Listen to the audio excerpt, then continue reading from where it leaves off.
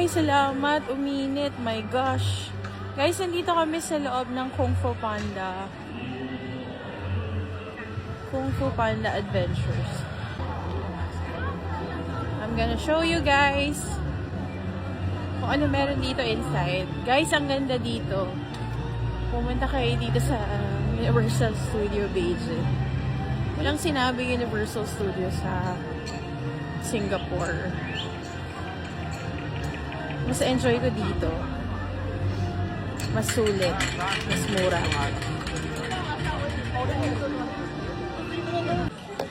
So, dito na kami magdi-dinner, guys. Sa area ng Kung Fu Panda. Di ba wala naman ito sa Singapore?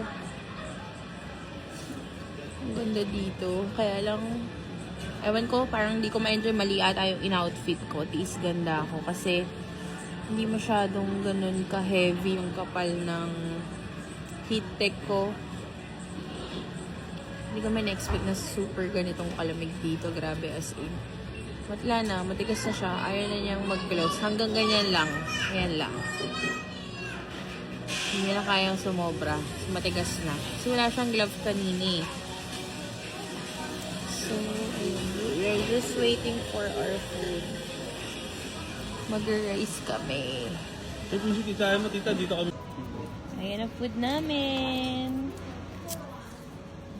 Our dinner. Ang late ng chicken mo, babe. Oo nga.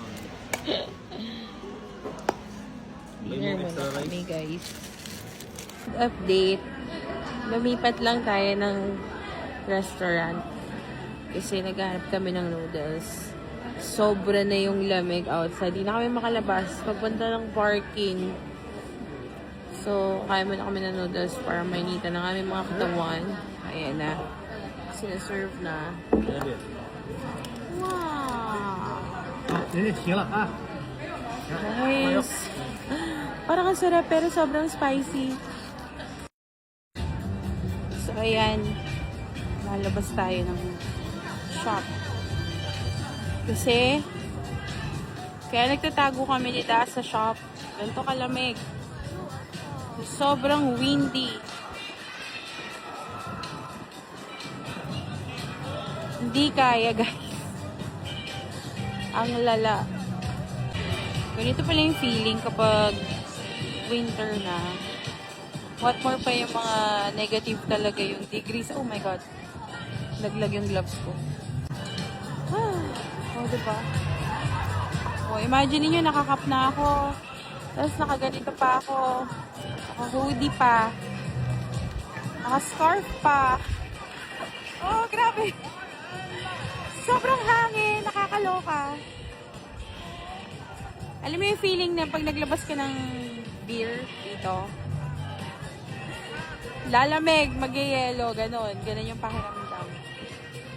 Napakalamig, my gosh!